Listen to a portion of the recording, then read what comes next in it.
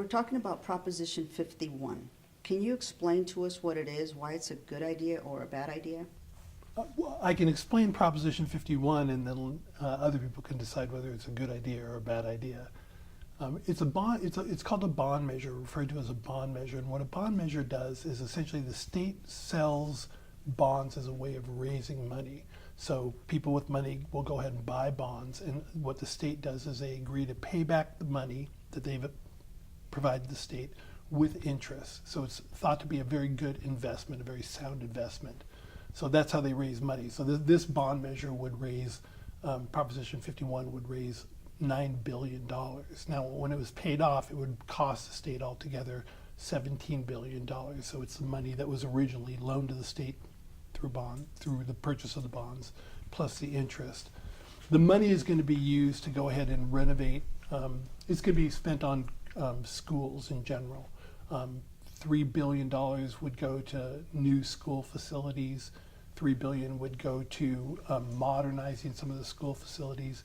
I think $200 billion would go to community colleges, renovating them, and then $500 million would go to charter schools. So this is a statewide bond measure. Correct. And it's clear that the state of California school districts are relying on these bonds instead of trying to figure out a way to budget annually their own money into doing what they need for the schools. So what's going to happen when taxpayers get tired of us, the taxpayers, paying for this instead of the schools budgeting their own money?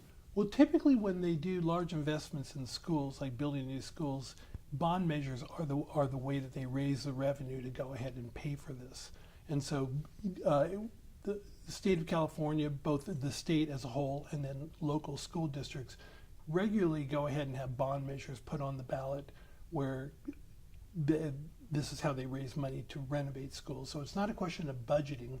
The budgeting handles like sort of the yearly expenses. These are big like renovations, modernization, purchasing new properties, modernizing schools, and so they're not part of the regular budget, which is why money has to be raised for it. So this is typical. The thing is that the Californians have passed a number of bond measures, statewide bond measures, but the money that has been raised thus far has been spent. And so there's no money left for modernization or purchasing new properties or things like that. And so that's why the money is being, that's why the bond measure is on the ballot in the first place. There are certain kind of investments that you have to do where it's not simply a matter of budgeting. If you're going to remodel your home, for example, that's not something you can just work into your budget. You get a loan, you borrow money off the equity of your home, and you remodel your house. This is more in line with that, or like purchasing a car. So that's the way it's typically done.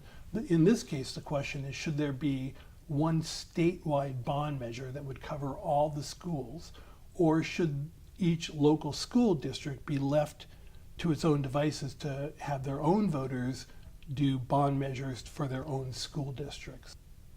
Well, if this bond measure passes, then money would be available to the schools in Santa Clarita. If it doesn't pass, then Santa Clarita and the Hart school districts, they would have the opportunity of going ahead and trying to pass their own bond measure locally, and then each school district could go ahead and try and pass, up and down the state could go ahead and try and pass a bond measure.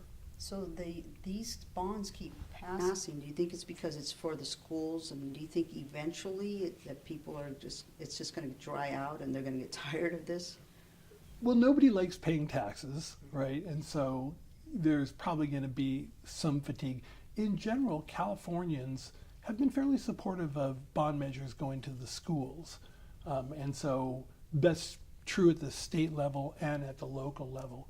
What makes Proposition 51 unusual is who's supporting it and who's opposing it. In the case of Proposition 51, the California Democratic Party supports it. The California Republican Party supports it. California Chamber of Commerce, which is primarily a business group, advocacy for businesses, they support it. A number of construction companies, they support it as well. groups that usually disagree with one another are all on board. The primary opponent of Proposition 51 is Governor Brown, who is also a Democrat. So the proponents of Proposition 51 argue that these kind of renovations are necessary, that the schools are, there's a backlog of work that needs to be done in our schools to keep students safe, and to modernize them, to bring it up to like sort of the 21st century. Governor Brown argues that this is not the responsibility of the state as a whole. This should be left to local school districts to raise money. He says that we should go ahead and not add any more to the debt that California already owes. And so it's an unusual measure in that the Democratic Party and the Republican Party, business interests, labor interests, all seem to support it. The primary opponent is Governor Jerry Brown.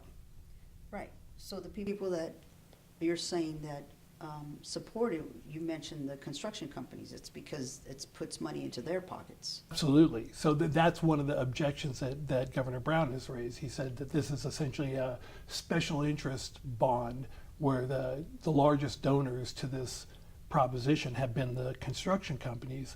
And that's accurate. I looked up the actual donations, and it has come primarily from construction companies. So, but there's two ways to look at that. And one way you could say, yeah, the construction companies are trying to line their pockets with taxpayers' money, which is problematic. On the other hand, if this construction needs to be done, and this bond measure passes, when they go ahead and do the construction, they'll be creating jobs in California, which will help the economy, and presumably with the schools more modernized, our students will be better prepared to go ahead and compete and get better jobs. So, but the proposition is $9 billion, and how much will it cost to pay back?